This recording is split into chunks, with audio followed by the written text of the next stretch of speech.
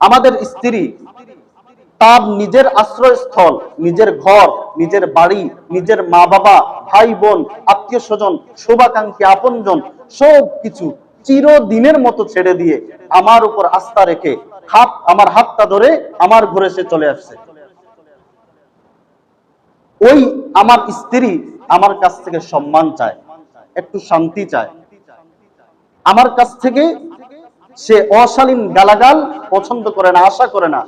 রাসূল আকরাম সাল্লাল্লাহু আলাইহি ওয়াসাল্লাম বলেন, তোমার স্ত্রীর কোনো কিছু যদি, তোমার স্ত্রীর কোনো কাজ, কোনো অভ্যাস যদি তোমার অপছন্দ হয়, তাহলে তার প্রতি তুমি ঘৃণা পোষণ করো না, বিদ্বেষ পোষণ করো না, বরং তার যেই ভালো গুণগুলো আছে, তার যেই ভালো কাজগুলো আছে, ওইগুলোর দিকে তাকাও।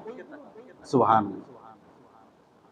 আল্লাহ রাসূল সাল্লাল্লাহু আলাইহি ওয়াসাল্লাম আমাদেরকে শিখান, সারা দিন তোমার স্ত্রী তোমার ঘরে কাজ করে, সারা দিন ঘরে বাহিরে সে খাটুনি খাটে, তোমার সংসারটাকে সুন্দর করে গুছিয়ে রাখে, তোমার সন্তানের লালন পালন করে, তোমার মা বাবা তথা তার শ্বশুর শাশুড়ির সেবা করে, তোমারও খেদমত করে। একটু যদি 19-20 হয়ে যায়, একটু যদি কম বেশি হয়ে যায়, তাহলে তার উপর তার একটু যদি দুষ্ত্রুটি বের হয়ে যায়, সে যদি কোনো দোষ করেও ফেলে, তাহলে তার উপর ঘৃণা পোষণ করবা না, তার সাথে বিদ্বেষমূলক আচরণ করবা না, তাকে অন্যায় ভাবে মারধর করবা না, তাকে অন্যায় অশালীন ভাষায় গালাগাল দিবা না, তার উপর অন্যায় ভাবে জুলুম করবা না। কারণ সে দাসী নয়, সে তোমার গোলাম নয়, সে তোমার সঙ্গী, সে তোমার সাথী, সে তোমার চিরদিনের বন্ধু।